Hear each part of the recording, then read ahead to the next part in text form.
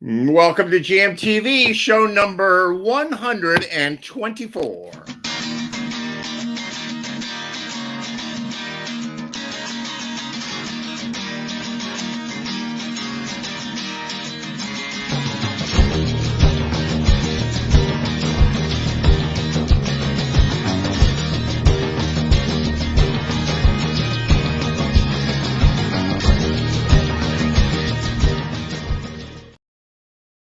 Happy Halloween, show 124. I got a label.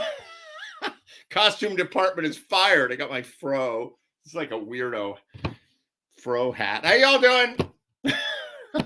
I was driving down 95 at 4 miles an hour about 5 minutes ago, and here I am on GMTV. We finally got the show going. And with no further ado, I'm going to bring my friend Bill Nolan on the air.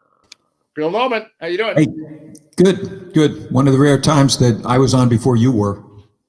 Yeah, right, exactly. And it worked. You missed the memo. We got like costumes today, like.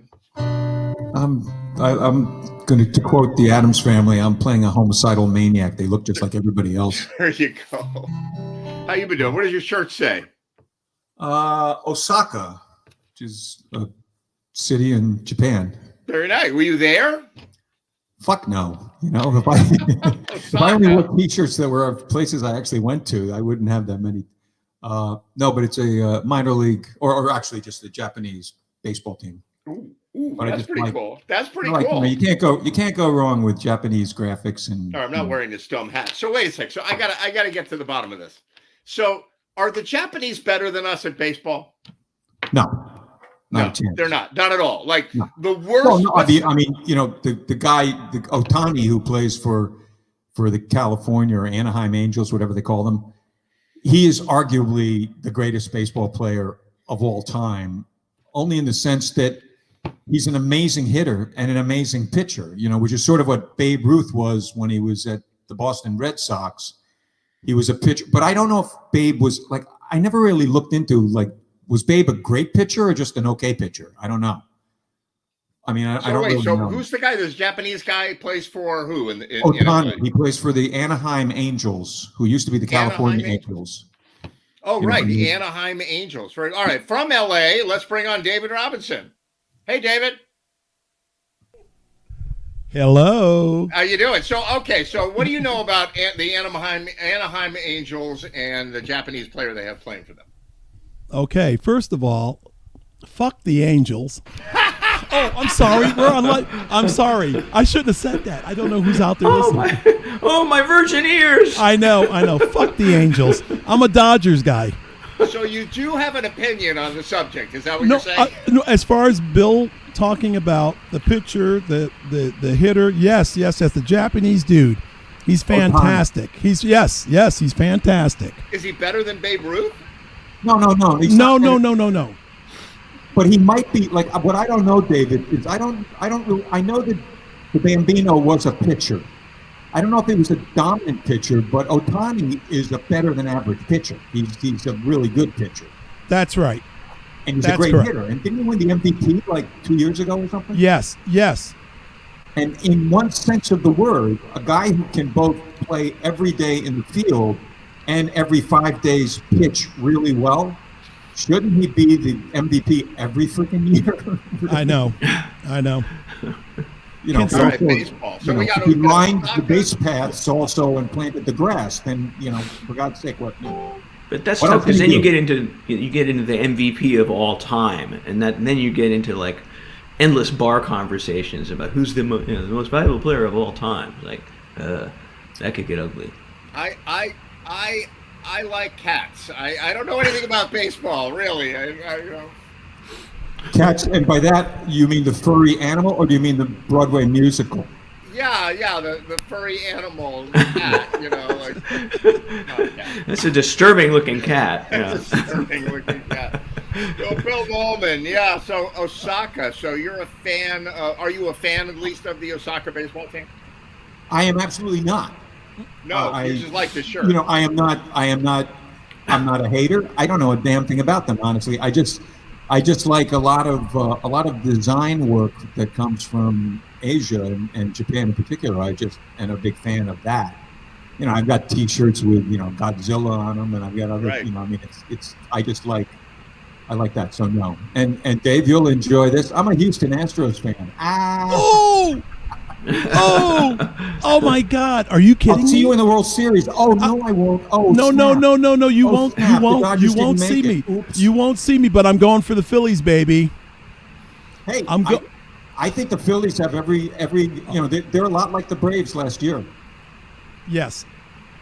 They could. Yes. For they those could of you beat at the home, they're Astros. still talking about baseball. That's the Yeah. one with the little ball. Yes. And, Hey, what are you like? I know. Some Look at Tommy Will. Spy or something? No, You Will, know. come back, Will. I'm Hi, sorry. Will. I'm sorry. I've fallen asleep for a minute there. Sorry. all right, Bill Norman, This play a is just song. plays. Save us from ourselves, Bill Norman. This just plays into the stereotype of the musician, a guy who can only play music and doesn't care about sports and blah blah blah. I grew up in Europe. We didn't have baseball. Ooh. They had sports. I bet Soccer. Dylan. And I grew up here first, and then I got over there. They're like, "You don't know football? You don't know, soccer?" I'm like, "No, I know baseball." Then I forgot baseball, and I learned soccer. Now I don't know anything. So I bet Dylan was like a big football fan, And then they moved to the line of scrimmage. And I'll do the play-by-play, but nobody understands what I say. it's a pretty good bit. Thank you. All right, Bill, save us. Play us a song. Okay, I'm gonna play a song. I've played this before, but I just, when you were talking, and facetiously, I'm sure it was last week, about just being depressed about everything. Well, I was actually there. I was just looking at the world, and it was just pissing me off. And so I'm going back to my old friend Stephen Foster, straight off the hit parade from 1854. All right. A little song called "Hard Times Come Again No More." Let us pause in life's pleasures and count its many tears, while we all sup sorrow with the poor. There's a song that will linger forever in our ears. Oh, hard times come again no more. 'Tis the song, the sigh of the weary. Hard times come again no more. Many days you have lingered outside my cabin door. Whoa, hard times come again no more. While we seek mirth and beauty in music light and gay, there are frail forms fainting at the door. Though their voices are silent, their pleading looks will say, oh, hard times come again no more. 'Tis the song, the sigh of the weary. Hard times come again no more. Many days you have lingered outside my cabin door. Whoa, hard times come again no more. There's a pale, sorrowed maiden who toils her life away, with a worn heart whose better days are over. Though her voice would be merry, 'tis the sighing of the day. Whoa, hard times come again no more. 'Tis the sigh of the weary. Hard times come again no more. Many days you have lingered outside my cabin door. Oh, hard time come again no more. 'Tis a sigh that is wafted across my troubled wave. 'Tis a wail heard upon the shore. 'Tis a dirge that is murmured around the lonely grave. Whoa, hard time, come again no more. 'Tis a song, the sigh of a weary. Hard times, come again no more. Many days you have lingered around my cabin door. Whoa, hard time, come again no more. Whoa, hard times, come again no more.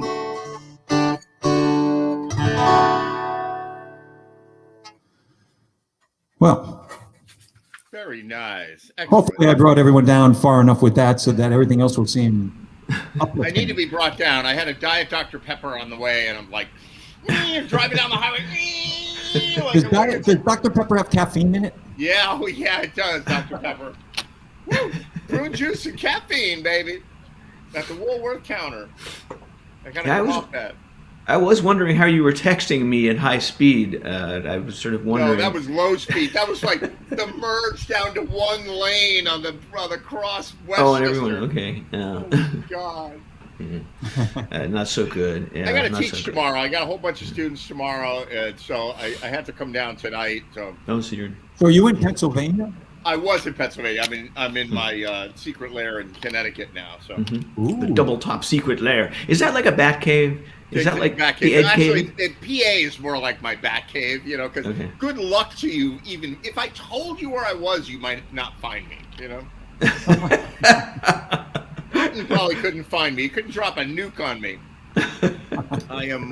That's a little too real, isn't it? Yeah, that is disturbing.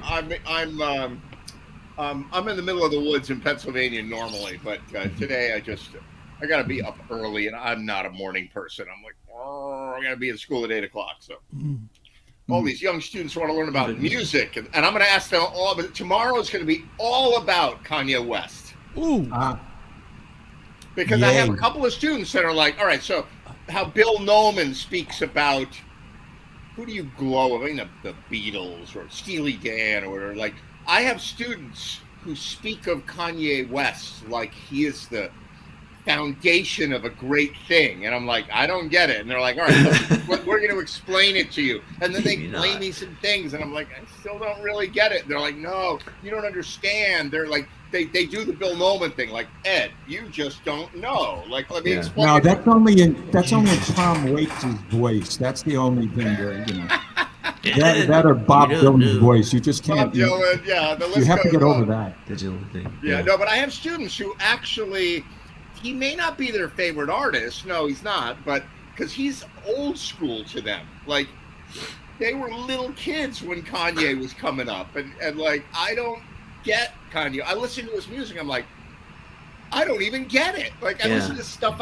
There's stuff that I don't love that I listen to, but I get it. You know, like, I get that it's amazing. And I listen to Kanye. I'm like, is it amazing, or is this the Emperor's New Clothes? Like, what do you think, David Robinson? Are you a Kanye fan? No, and I'm glad you brought it up. Good. Go ahead. Shoot. I love this show. You guys make me laugh. First of all, I'm sorry I came in late. I'm a latecomer, Will. It's always worth waiting for. Exactly. But you guys, the conversations that you bring up, the topics, I love it. Kanye West. I was hoping you were going to bring it up. Just what the hell is wrong? What's wrong with him? Well, you know what part of it is, I think. Well, first of all, he's mentally ill. Okay. Thank you. Let's just put that aside. Yeah. No, he says he is. Like, it's not like me being mean. I'm not like anti-Kanye. He's a mentally ill guy. But the thing with him, I think, is that once you get to the point, like my father used to say, how many steaks can you eat? Once you get to a certain financial place, then you don't really give a shit. Like, so Adidas, in Europe we call it Adidas, okay, because we're weirdos, right? But Adidas, right, drops him, and he loses like $1 billion, like stupid money, and like he's now not going to be a billionaire because of this. Whatever. It's like, you know what?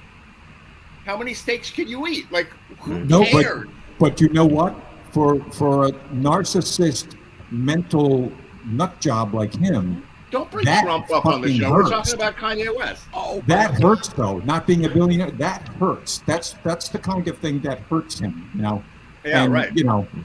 Adidas. The funny thing about Adidas is that they have like their background is funny. The guy who founded the company, I believe served, or at least was sympathetic to a certain German movement of the late Oh God, 30s. he was a Nazi and he dropped Kanye West for being anti-Semitic. But it just shows that people can change.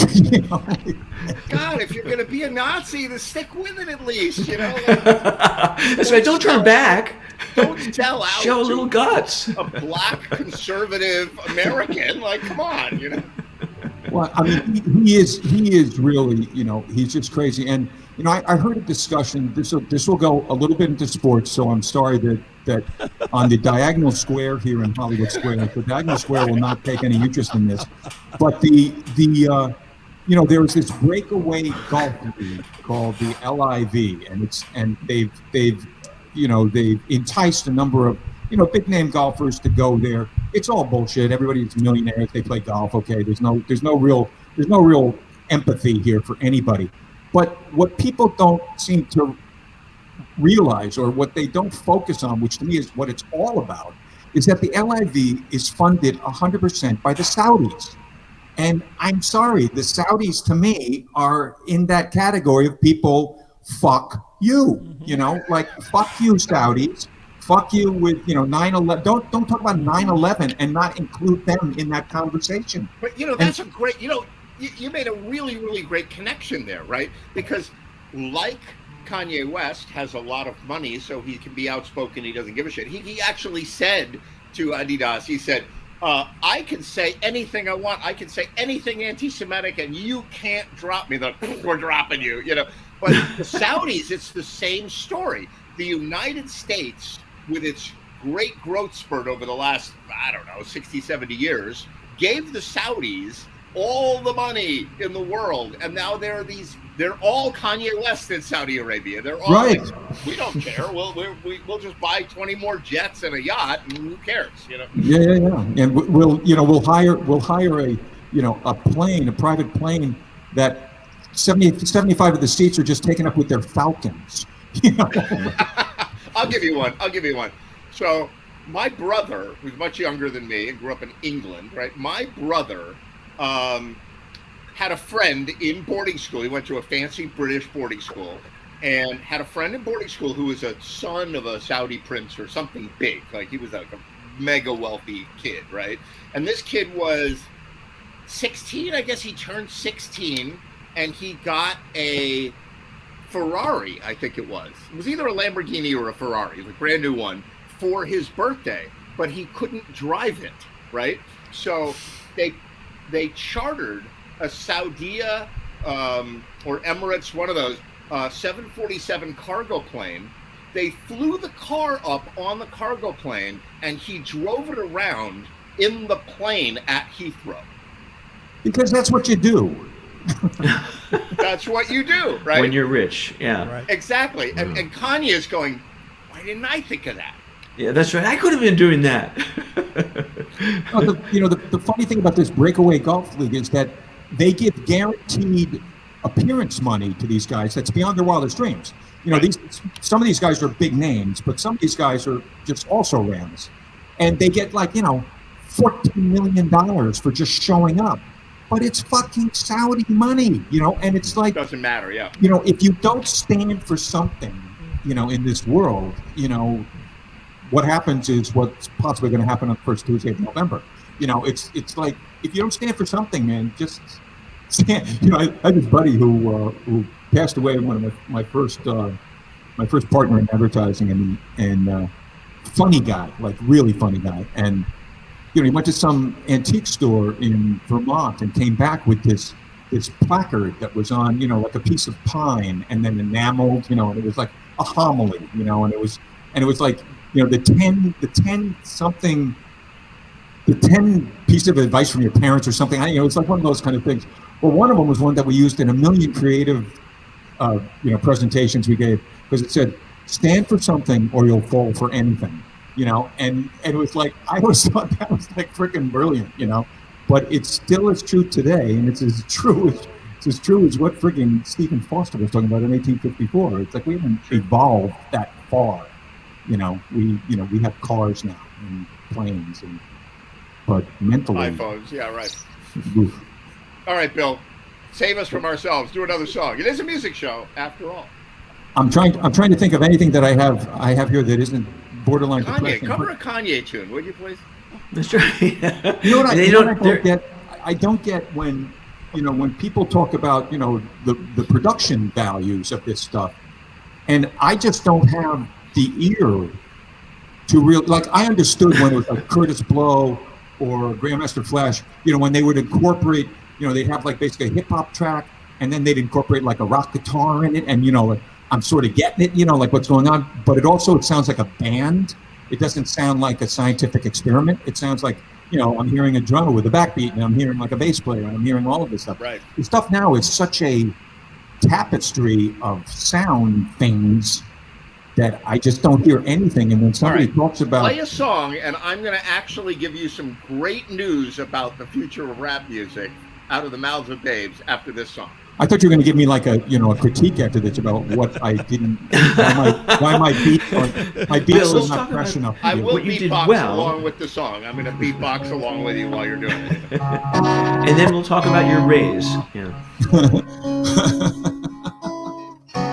Yeah, this isn't. I don't know many Conway songs, but I do know a few Joni Mitchell songs.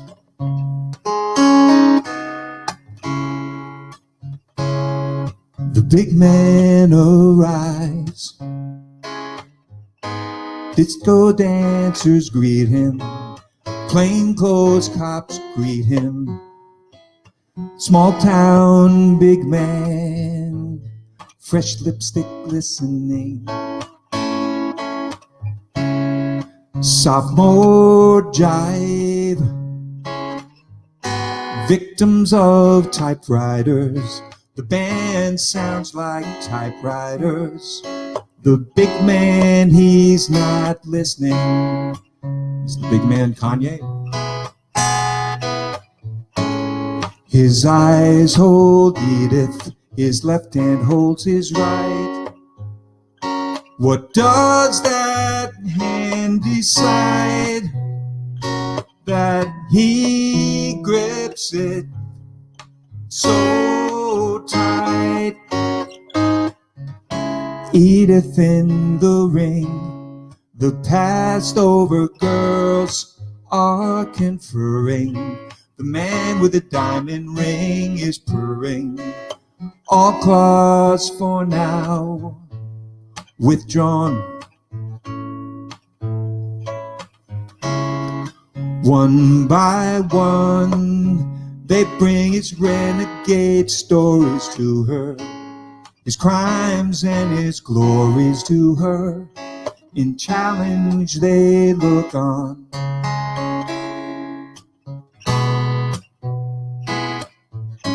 Women he has wanted grow old too soon. He tilts their tired faces gently to the spoon. Edith in his bed, playing in the rain, is humming. The wires in the walls are humming some song, some mysterious song. Bars in her head, beating frantic and snowblind, romantic and snowblind. She says his crime belongs.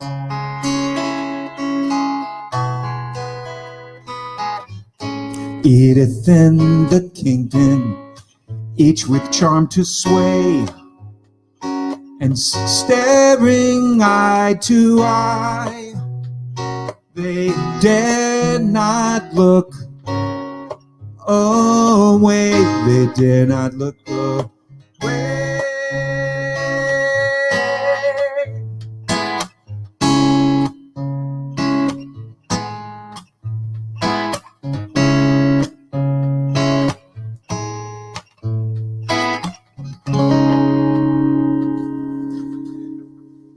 actually had a little Kanye vibe to the Kingpin. It's kind of. I sensed the bipolar shift halfway in the middle there. I thought it was very subtle, and then the way he shifted back to sort of a euphoria kind of feeling to it at the end. That was a great note you sang towards the end there. That note was like inspired, amazing. It's so great to see that Joni Mitchell is beginning to really significantly get out of the physical thing. She had this aneurysm and things are bad, and she, as many people know, she appeared at the folk festival thanks to Brandi Carlile, who's been a big champion of hers, and she's actually talking about playing out again and that kind of thing. And I mean, she's not what she was, but she's still Joni friggin' Mitchell, and that's I'm not gonna. Well, it's pretty cool because she, when I saw them, at least not live, but on TV or cable, Brandi Carlile was on stage with her, and when Joni would start to lose the lyrics, she would sing the lyrics quietly and fill them in for her, and then she, okay, yeah, I remember now, and continue on. So she would fill it in for her. It was very cool. It was like the younger generation of artists helping the older generation of artists. Everybody that was on stage there who was just so inspired by her, so affected by her, so so much of what people, she's one of those seminal people who there's a whole shitload of people that wouldn't be doing what they were doing if she hadn't done it first, maybe they would have done it at some point, but anyway, but she, just her lyrics are, talking about this guy, the Kingpin, and this is all sort of, because she lived like a lot of stuff through her boyfriends, she learned about heroin through James Taylor, she learned about coke just from John Guerin, the drummer that she was with, all these things. But I love this, like, women he has wanted grow old too soon. He tilts their tired faces gently to the spoon. What a poetic way to talk about drug abuse. As opposed to my boyfriend took another teaspoon of NyQuil. Yeah, it's a little more interesting. That'd be more like my situation, All right, so listen to this. So I was with a couple of students. A student, I teach electronic music and production in Bridgeport at Bullard Havens, and I had two students in the room. Normally I'm just one-on-one with them, but I had two students, one brand new student and one of my favorite students who I've had for a long time. And both of them are like, Bridgeport kids, right? And they listen to hip hop music. And I said something to them. I don't know what inspired me to say this, but I heard something and I wanted to sort of do a litmus test through them. And I said, is rap music kind of on a different path now? Is it going to go away? And they said, oh yeah, it's over. And I go, wait, stop, wait. I expected you to fight me on this. And they're like, no. They said, nobody does good beats anymore. Nobody cares anything about what the track. You talk about back in the 90s, or 80s or 90s, late 80s, Sugar Hill Gang. You talk about some of the groups, where it's like, okay, they got some Doobie Brothers going in the background and they're rapping over that. Right. Okay. Right. But now, even guys like Drake, who get a billion downloads on Spotify, things like that, they use the same crappy beats, really lousy drum machine, like really bad. Like I couldn't make it that bad. And so a year or two ago, I started getting into this with the students. And I was like, why is it so bad? Like, and my rapper students, I've been like, why are the beats you're using so bad? And they're like, I don't really care about the beat. I care about the words. It's about the poetry. It's about the cadence and the delivery of the words. It's not about the beat. And so if I download a beat to play in the background of my words, you're missing the point if you think it's about the beat. And I'm like, okay, my generation, it was about the musicianship and the solo and the tone and the energy of the band. They don't look at it that way. But what's happened now is the beats have gotten so bad that a lot of rappers are leaving the scene, and they're this is not me, this is my students are saying, they're getting into a new flavor of punk rock music. And that's the direction it's going to take. It's going to move away from hip hop. And one of my students actually said to me, and then I'll shut up. One of my students actually said to me that he said, how many times can I listen to lyrics about how hard it is in the hood and how I have to resort to selling dope to make money and get protection for my family? How many times can you listen to that over and over and over? He said, nobody's doing anything original anymore. Even Kanye, no, not Kanye, even Drake, who's a giant star. Remember that song from the 80s, I'm Too Sexy for My Shirt? Yeah. Oh, yeah. Right? Right said Fred. He covered that song. So it was like, remember that song? It was like the model. He's like, I'm too sexy for my shirt, too sexy for my, it hurts, right? And it's like, and you go look up Drake doing that song, and it's the same, except he goes, too sexy for my shirt, too sexy for my, like, what? He's covering that song? Like, what's happening? You know, some of this is just, and I don't know this for a fact, and you know, I still think hip hop is pretty viable from a commercial standpoint. And I don't know whether EDM has sort of overtaken it in some way, or something. Or pop. A lot of my kids are listening to pop now. You know. But it's like, doesn't, you know, isn't, you know, you could say imitation is the sincerest form of flattery. It's also what happens when you flatline on creativity. You know, that and a Christmas album are the two things that basically you run out of fucking ideas. You know? Destroy your creative. So are you telling me there's a Kanye Christmas or the American album? Songbook? Like, you do one of those two things, and it just means I got no ideas. Nobody's writing any songs for me that are shit. Yeah. You know? I mean, as somebody who does instrumentals, I have to say I'm constantly looking for stuff to cover, and there isn't anything out there. A Kanye Christmas. No, I mean, you know, it's like, look at movies. Look at, you know, they would rather make a sequel of a movie that sucked the first time around than invest, you know, all of that machinery in a smaller film that really might have some great value, you know. But, you know, instead they just can't. You know, creativity will always be, it will never be paid appropriately or recognized appropriately, but it always will have value because people can't freaking conjure that out of the air. You either have that or you don't have it. And, that's right. You know, and if you don't have it, you're a bean counter, and yeah, you can make money and you can do stuff, but you're not going to do anything worth a shit. I was at the lumber yard buying lumber the other day for a project I'm doing, and the guy at the lumber yard was like, he was in his late 20s. The guy helping me at the counter, there were two guys in their late 20s helping me at the counter. And when we got it all done, like all the lumber, we got figured out what the order was and all that. He says, I love it when a plan comes together. And I go, wait a minute. I said, wait a minute. I said, do you know where that quote comes from? He goes, sure, it's the A-Team. I go, you're a little young for the A-Team. He said, no, I've watched both movies. I go, wait, what? Yeah, they redid their movies. I say, no, I'm talking about Hannibal and Mr. T. And they're like, oh, you mean the old show? No, I never saw that. Like, I've seen the movies. I didn't even know there were movies. Yeah. If you want to see some bad acting, go back and watch the very first 2 or 3 series, or the first couple episodes of the A-Team. They were so terrible. Really bad, yeah.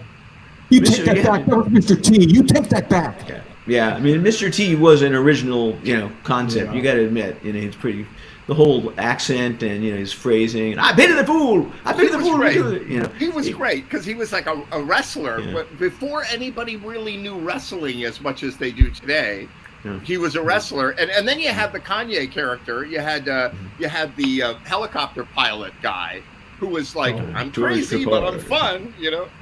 I'm the good-looking white guy with a little bit of gray hair like on the a side. little whacked, right? Yeah. Who, of course, will be played by Bradley Cooper in the movie, of course. Exactly. Exactly. So who knows if hip-hop will survive? Maybe hip-hop will turn into punk rock music, according to my students. You know, well, I mean, that would be interesting. You know, to me, you know, like things when you look at people talk critically about music in retrospect, you know, when they're talking about, you know, and then punk came along and that freed people from, you know, Steely Dan or whatever, and you know they do the well. It really just gave an outlet for people who couldn't play their instruments, and you know I can remember, and I dug the anger, I dug the edge, I dug all of that, but I would have preferred if it had been couched. And I'm not saying that blanket against everybody, you know. I mean, you know, there were some things, Nirvana, Clash. There were some bands that were really freaking good, you know. But it's kind of like I used to sit in, you know, on 48th Street in New York in one of the many guitar stores there, and I'd just be sitting there looking at stuff, and I'd be listening to the guy trying out his guitar, and he's you know, he's not even bothering to fucking tune the thing, you know, he's just fucking playing, and it's all like, you know, he's like doing this, and I would look at the guy who worked there, and I go like, good times, right, man? Like you're digging that Seattle thing, right? You know, it's just like, I don't know, you know, it's you know, at the end of the day, it worked, you know, it worked for some people anyway, but without MTV, would it have worked? Here's the question. MTV really did change a lot. I thought, wow, music is going to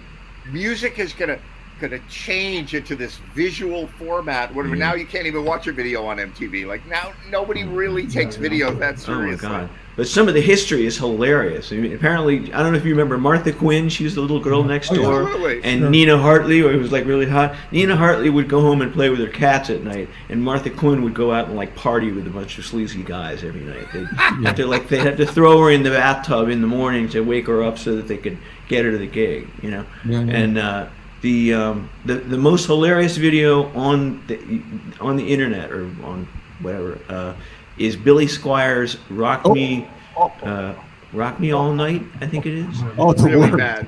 It is the. I'm sorry, I don't mean to offend anybody. It is the most effeminate rock video you have ever seen. He's skipping and dancing around and doing this kind of thing. Did you send me that video? Wilbur, did you send me that video? I may have sent you the link. You sent it. You really, check this out. How is it I watched that in the last couple of weeks? It requires a completely different gender designation because that thing is just. Plus, he should have been brought up on abuse to a T-shirt. Like he should have been, you know. Somehow the garment workers should have risen up and said, "You can't do that to a T-shirt." It was just like, "Oh my God, is that awful?" I mean, but it's classically awful, you know. It's like, why did no one stop it? That's like my manager. On the other hand, they interviewed him recently about it, and he said, "You know what? You can laugh at it all you want, but I'm not working at all, and I've got a ton of money from all the songs I did, so I don't have any problem with what you think." That's it. So it's like, you know, good point. Who are we to fault that? Yeah. He didn't do Hot Time in the City, right? That's not him. I don't know. Yeah, I don't think so. I only followed him because I read the book, The History of MTV. So right. You know, it starts like literally at day one, someone going, "Hey, I've got this idea for a concept," you know, and then it's in like all documentary type books. The first third of it is boring as shit. And then the second third is 2/3 is where something actually happens.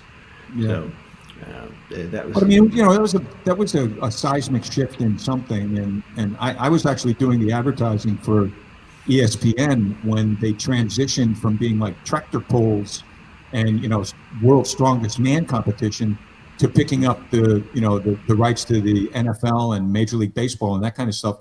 And at that period of time, people were like, 24 hours of sports. Are you out of your freaking mind? And I guess 2 people on the panel at least here think they were out of their mind, but I know at least 2 didn't. And I don't know what Dennis stands on this, but at least Dave and I are like red-blooded sports fans, and Ed and Will, whatever. I got to look. Bill, curling. Bill. I want curling. Curling and ski jumping are my two. Formula One. Those are my sports. Bill. Okay, Formula One. The name of that tune that you talked about. That's by Triumph. That's okay. Yeah. Oh, Bill. Oh, that Bill. Triumph. Yeah, Triumph. Confusion rings. In the city. Exactly. I thought it was like, could have been, Pretty good. All right, Bill Norman, play another song for us. Please. Okay. This is a song that's written by Beth Nielsen Chapman, and it was a song that it's about someone being sick and a friend coming, and this has some resonance for me right at this moment with a cousin of mine. My, oh my, time sure flies, like what you've done to your hair. I've been fine, yeah, these kids are mine. There must be a little girl there. Some friendships grow distant with time. It's no wonder, Emily, so much can change. We're too far to visit, too busy to write, but a closeness between us remains. Best friends are made through smiles and tears, and sometimes that fades over miles and years. But I knew right away when I saw you again, Emily, we'd always be friends.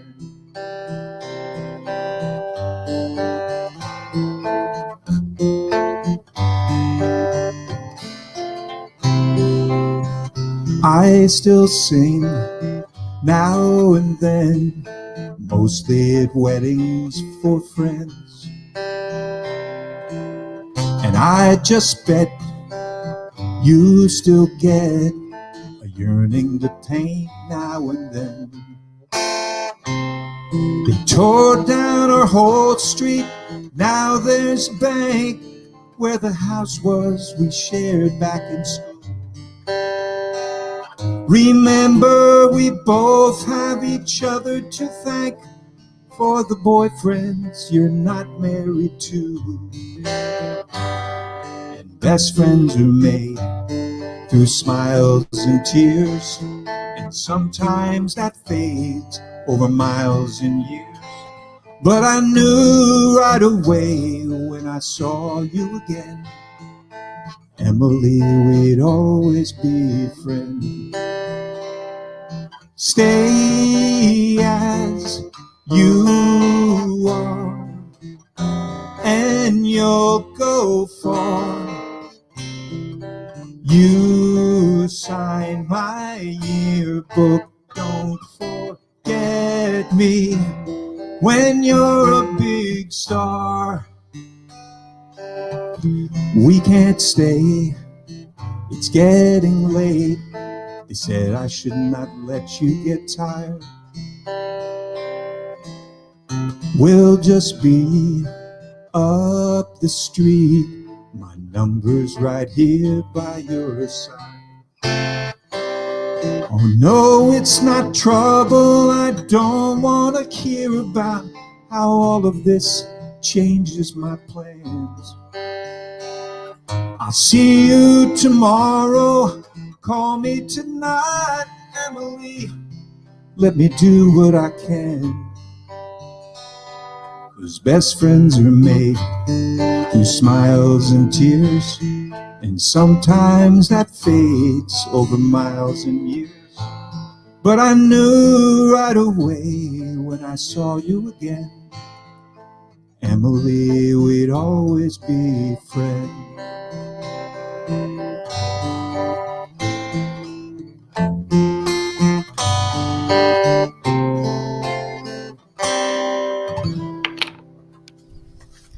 Beautiful.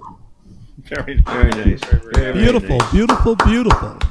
It's a great song. I mean, And welcome to Dennis 15 minutes ago. Hey, Exactly. Those who were there. And Hello, Dennis. I have to look down to see everyone, I and then know. I'm like, oh, this is really interesting view of You Will. find you're looking down because your camera's up there.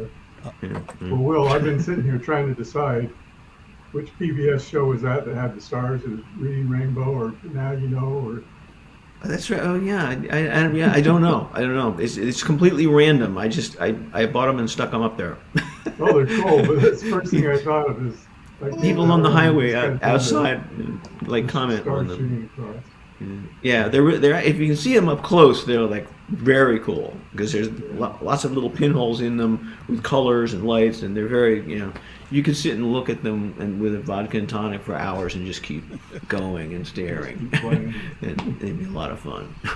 I was talking, not talking, I was, Facebooking with Guy Bocchino, and Guy, if you see his posts on Facebook, he takes like this trip to the mailbox every night, like and sees things. It's like rainbows, animals, stars, and he saw these stars.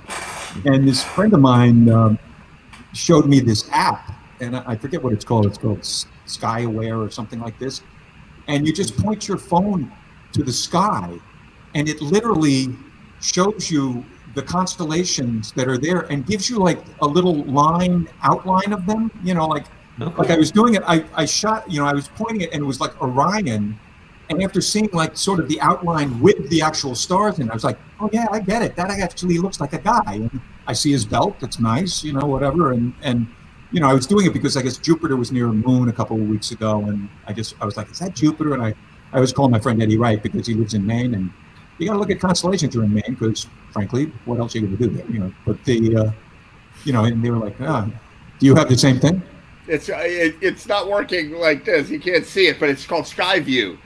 One of I them have one called Sky. That might be what mine's called, Sky or Sky Aware, or Sky something. It's great. It also shows satellites, so you can see the International Space Station, and you can see ComSat and whatever, and you can like look where they are. It's pretty cool.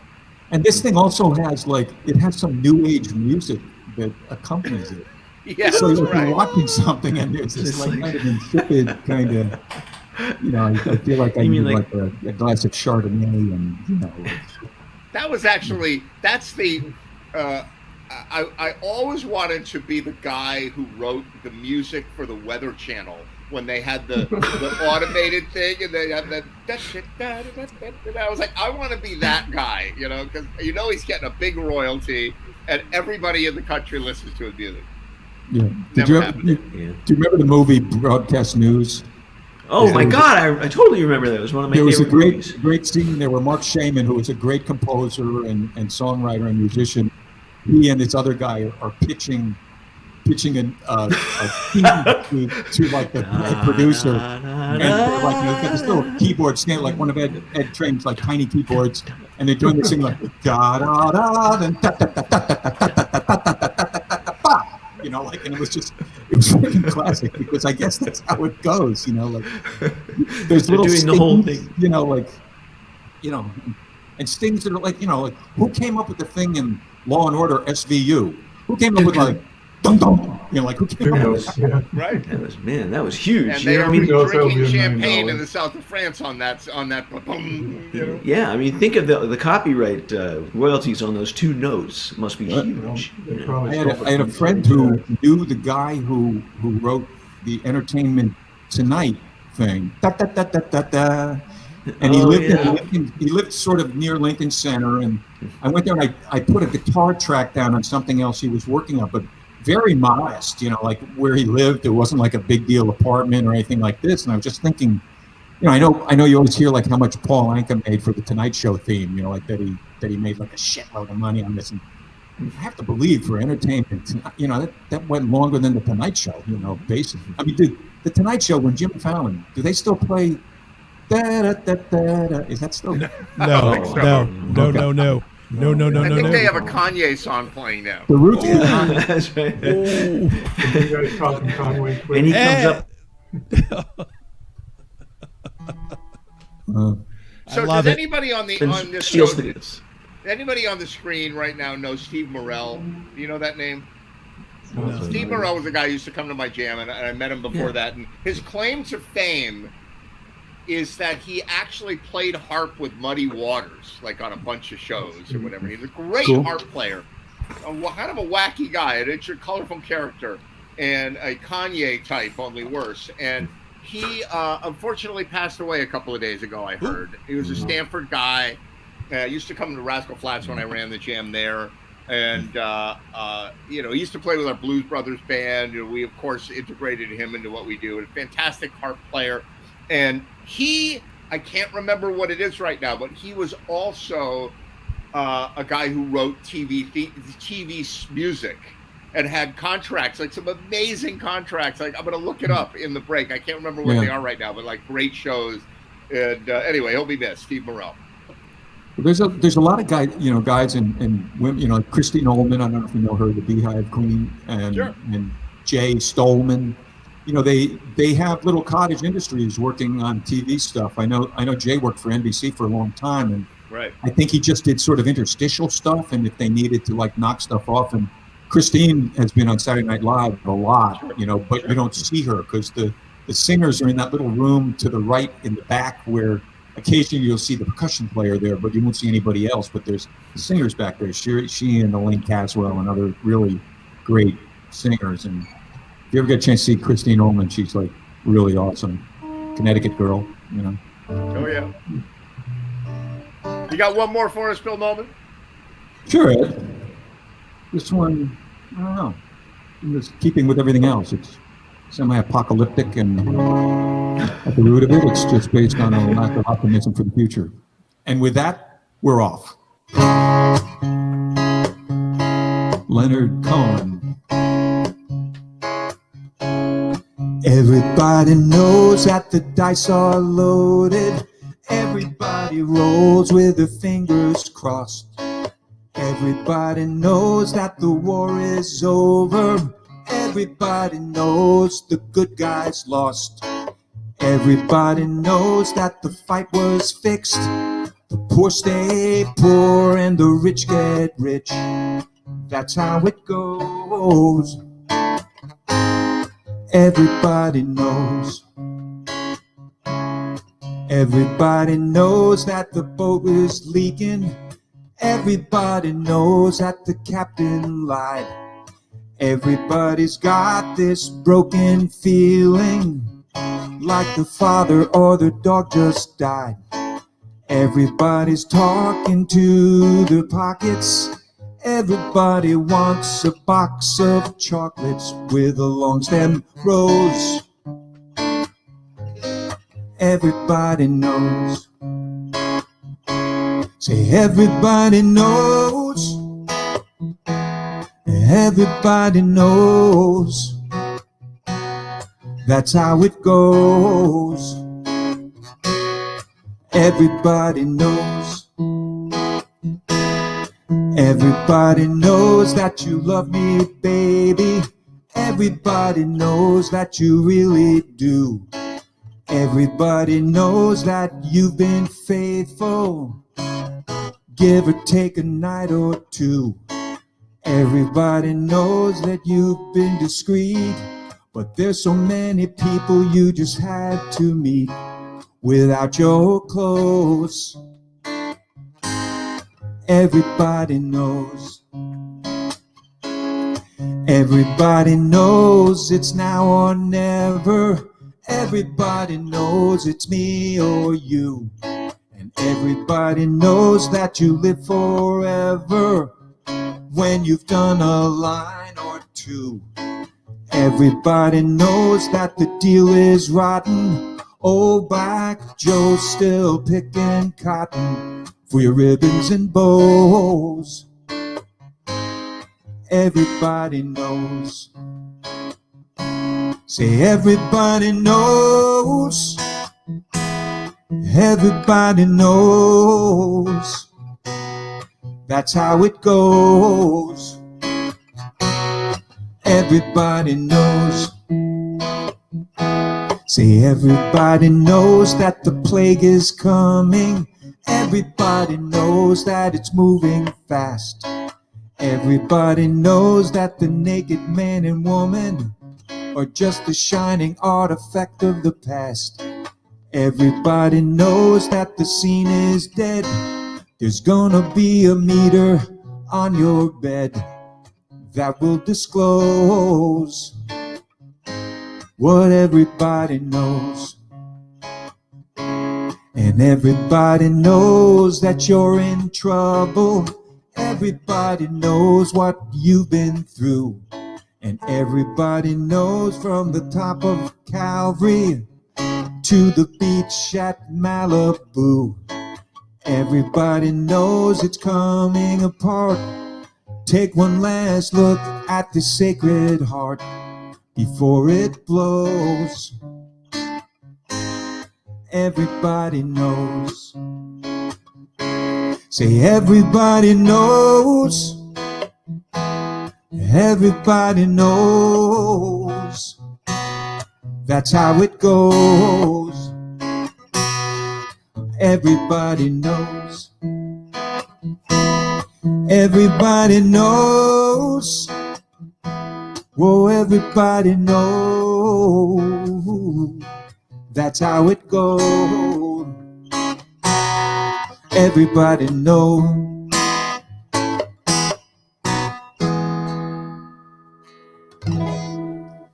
Spreading sunshine throughout the world. Beautiful. Big Beautiful. baby, big Will. I did the finger snap. Everybody knows the plague is coming. Yeah, right. There it went. I thought it was already here. This one or the next one? Yeah, that's right. Like a train, there's always another Which one are we talking about? When I was a kid, I was all worried about quicksand. Like. Oh, quicksand! I thought that would play a big part in my life, and I've never seen quicksand, But then I was also worried about like locusts and mice. Like in Australia, they get plagues of mice. Yeah. Like there's like thousands, millions of mice, and you're driving down the road and you're squishing all the mice, frogs, and whatever. And I thought, oh yeah, this is gonna be. I've never seen a plague like that, but COVID's a good one. I mean, mice. Mice to me, rats, that'd be different. But mice, No, but I mean, like you're driving down the road and there are 100 million mice in the road. And just covered with, You're squishing 1,000 mice a second, Yes. In Australia, I was they have these things. One of those nature shows yesterday, and I don't know what, it might have been on PBS or something, but for starters, the film is just unfucking believable. I just don't know how they capture what they capture, and it makes me think that they set up 7 cameras and then just cross their fingers or something, because it isn't like you can say to the lynx, like what? Give me an example. Lynx, go back and go after the snowshoe rabbit, but come more from this angle, But they have stuff that's just amazing, and it's just like when you look at nature, it's all just like, If you're here, you eat these things, then you're here, and then this thing wants to eat you, and they either eat you or they don't eat you. But now the story moves on to the guy that eats you, and then it's like the thing that's going to eat him, and then it goes to that, and then there's nothing that's going to eat him. And then this thing was so incredible. The salmon were coming up to spawn, and of course we all know that there's bears at the end of that. Yeah. The bears literally take more salmon than they can eat. They lay them basically at the root systems of the trees, and they serve as fertilizer.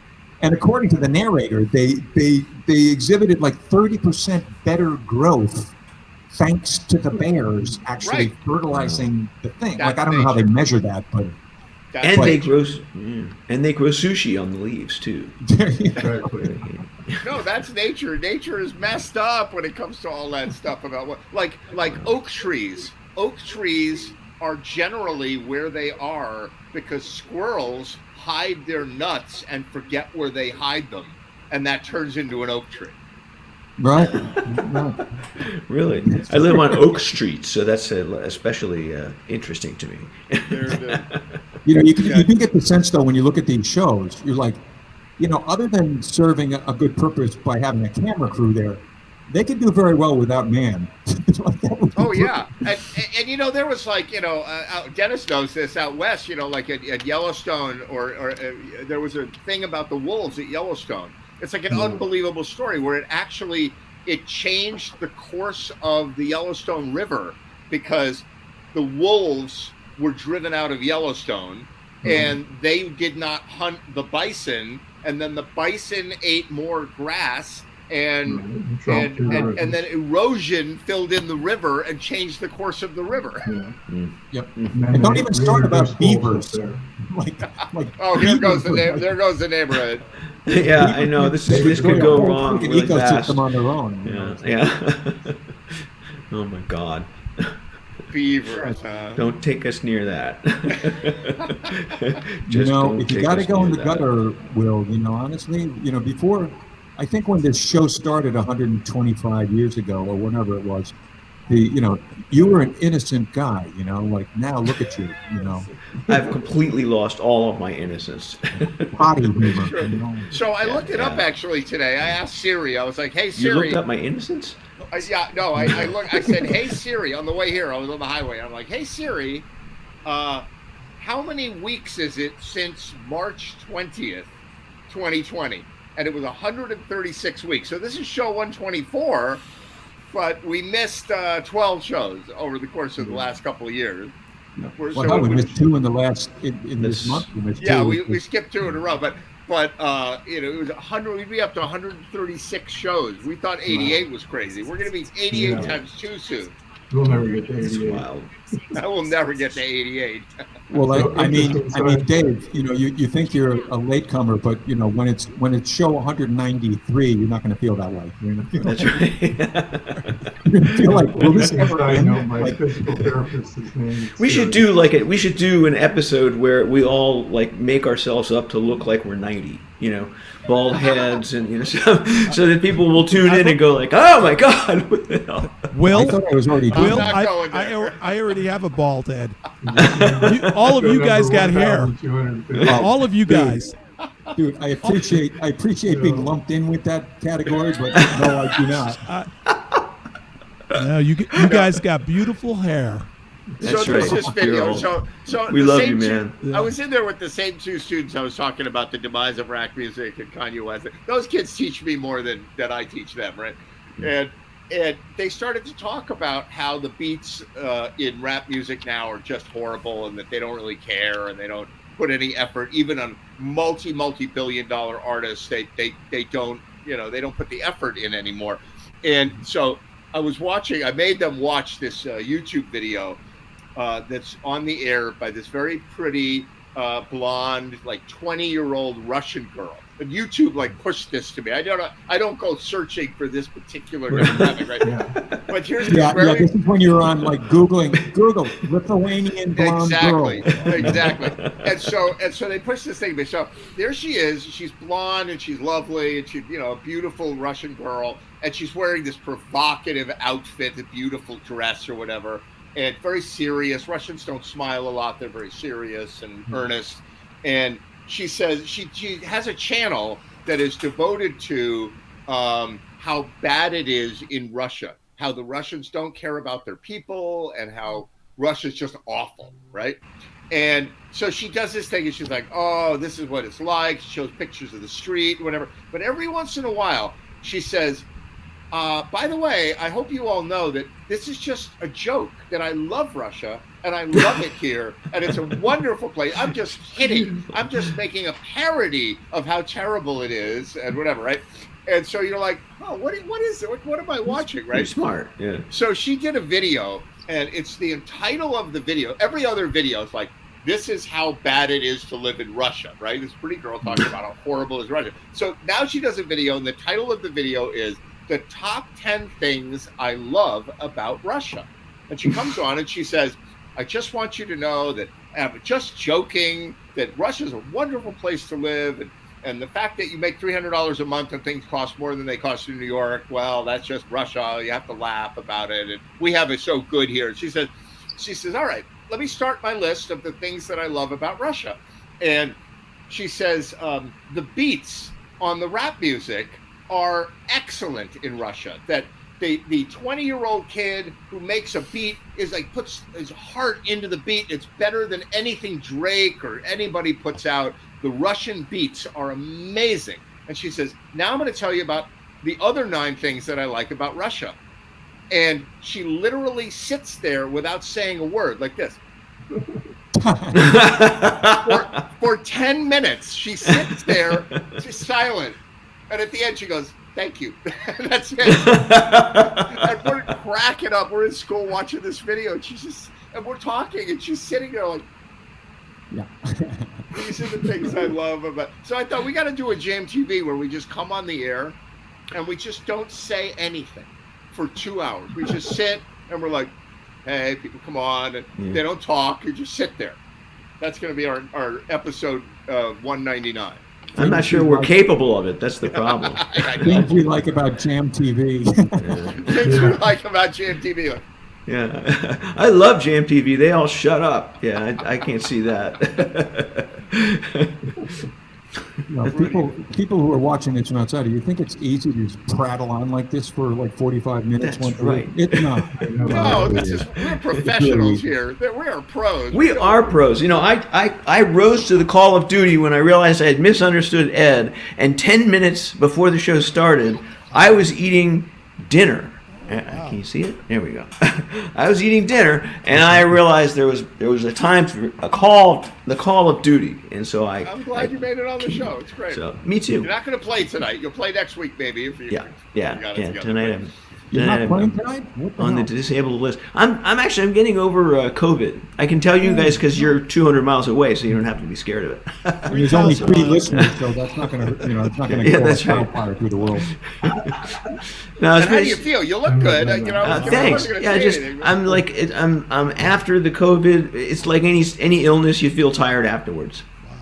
So but I had a mild case. I did get a little nervous when the doctor said, I'm going to have you go and do monoclonal antibodies, and they're helpful. They'll keep you from getting sicker. And I was like, okay.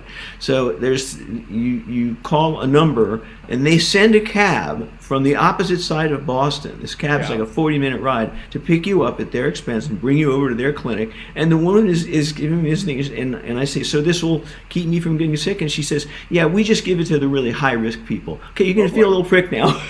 And So I'm wait a like, second. So wait. We'll get to the little prick later. But is that where they take antibodies out of another person and give it to you? no, these are synthetic. Oh, which they're is even synthetic. more. I mean, that's even more bizarre when you think about it. Like, what are they making it out of? Like fiberglass? It's like my dad's sunfish. The sail or something. Is that where it went? They told me it drifted away during a perfect storm, but maybe it's like. And it worked. It was good. I didn't wind up in the hospital, That's good. so I got better. So That's that's good. all I cared about. So, Well, but it's it's good not to end up in the hospital. yeah, I definitely liked that part of it. Hiding from people I don't like, that kind of sucks. Did you kind of self-quarantine, or did you go out? Yeah. No, I pretty much self-quarantined and like took back stairs so that I wouldn't get into the elevator and breathe on Right. things. I'm and kind this of kind of seeing stuff. more people like in the supermarkets with masks on than I have seen. Like And the odds are they just are getting over it maybe that's it. because the previous guideline was to mask for 5 days afterwards. Now it's Right. just changed again to be a different guideline. I don't want it. I haven't had it yet. I didn't get COVID, so I Never got it. hiding out in the forest with the animals. Well, for me, what's really weird is I volunteer. I'm playing music now in a couple of different hospitals. Right. And by the way, I should never have arranged "The King of Pain." That was not the right tune to arrange. Right. I'm really regretting all the time I put into that. But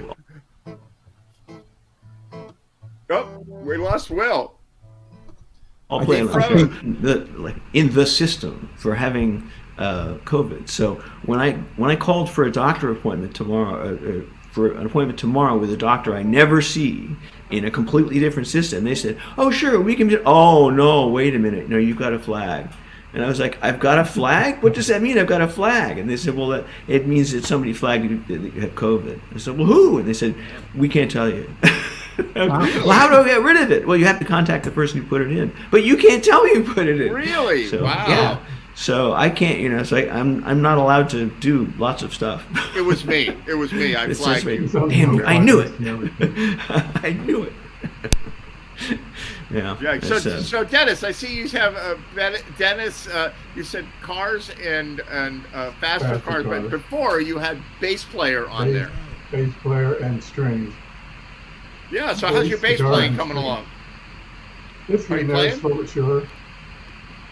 Not playing out yet. I need to get together with some people and do that, but I'm still working on the fingers. Still a little bit numb right there, but yeah. it's the weirdest thing. It feels like I'm playing with a Band-Aid on my fingers. Yeah, it's weird. Paresis, they call it. What's the issue? The issue is you can't feel the string properly. Correct. Yeah. Yeah, the muscle tips of memory, the I know where to fingers. do it. But yeah, for some reason when I got carpal tunnel, my fingers went numb. And they fixed the carpal tunnel on this side, but the doctor says, "Oh, maybe a year, maybe." Jesus. So Wow. hopefully it comes back soon. But no, I haven't been playing. Just playing at home right now. That's good. Maybe get Good to be together with some playing. people and jam. Yep, If we had some yep. jam nights going, maybe I'd show up. So where are you gonna No, go? no hints there. Where are you gonna go, Dennis? I have no idea. You gotta find a jam. You gotta find a worthwhile jam. I've been thinking about maybe getting something going, but maybe. Yeah. I got some ideas. Pennsylvania or here? He's going to make No, us come to here. I Pennsylvania. actually, I got a couple of interesting leads that I might. The problem is, I want to see now that people are going to be back indoors. I want to see if there's any kind of spike or anything. I don't want to, I'm actually even thinking about not doing an every week jam, doing a jam that's like twice a month or once a month, and maybe in multiple locations, like, move it around. I've got some ideas, but I'm not quite ready. Maybe soon, but not quite ready yet. We used to do a jam at the dressing room in Westport, and it was every other week, and it was nice, because you really look forward to it, and is that when Tor was doing it? Tor Newcomer was doing it. Tor was part of it. The band, was Tor. Tor was the manager of the place at the time. Right. Michelle Nishan was the owner, so he was the bass player. Tor did what he does. Mike Mugridge was there, and I would come there every 2 weeks, and it was a really, really good. It was a really good jam in the sense that it was not chaotic. There was a bit of control over who was playing. Right. There was a little bit of that. It wasn't an open mic, Right. And because it was Westport, the audience was like, music lovers and commies. It was like friggin' awesome. Like, it was a great crowd, and so. Did you say music lovers and commies? Yeah. Westport. Diversity. Yeah. There are all sorts of people, music lovers and commies. That's I swear, all of them. Before you started a song, I thought you called Kanye Conway, like Tim Conway. Conway West. Image of Conway West, like Tim Conway. You have to wonder, does Kim Kardashian have any, buyer's regret at this point, Well, she's out of it now, Beyonce? right? Was it Beyonce or was it, no? No, she's Kim out of it. Kardashian. She's already moved on from. She's already moved I know on that, from her but next boyfriend. Believe me, nothing. I don't think there's more than 2 nights in a row where there isn't somebody with them, like on any night. But it was her, right? She was married to Kanye, or was it Beyonce? No, I don't know. I'm looking it up. Who got the what? Whose last name is North? Oh God, I don't know. No. I don't know. We better look it up. Yeah, Got to learn about these things. All right, Bill Bowman, do one more song for us. We're going to have a short night on GMTV tonight. Wow. And do one more song for us and entertain us out.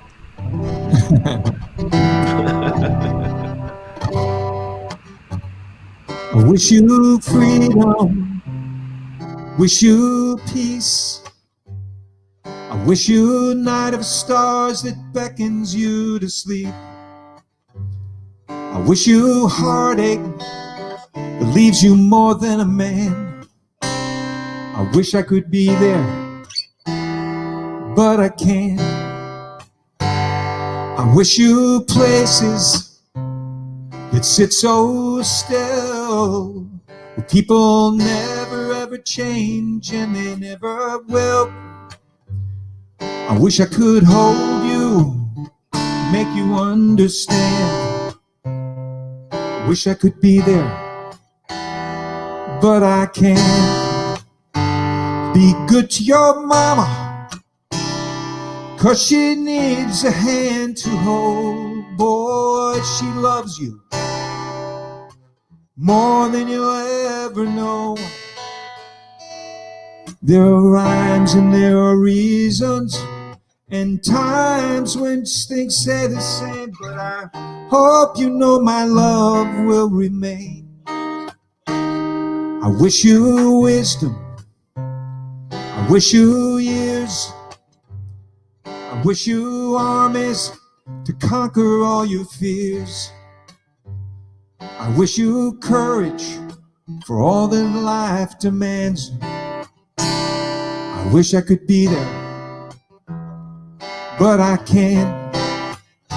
So be good to your mama, 'cause she needs a hand to hold.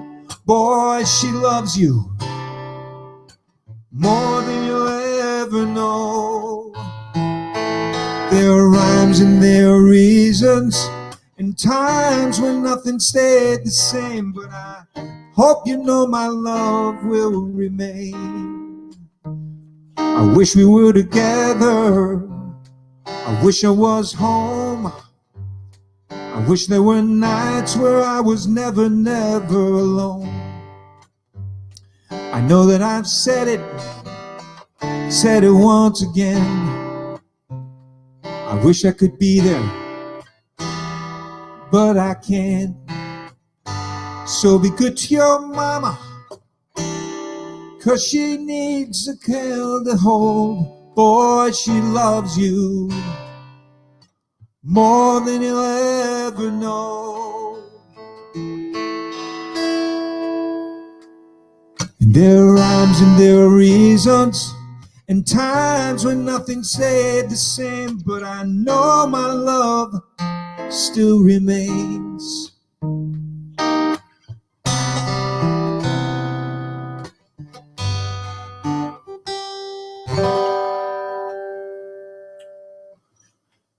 There you go. Sending you out into the cold, dark night of whatever the hell it is. Boy, what happened? People have been... Bill Nolan, fantastic. Thank you. Yeah, it was great, Bill.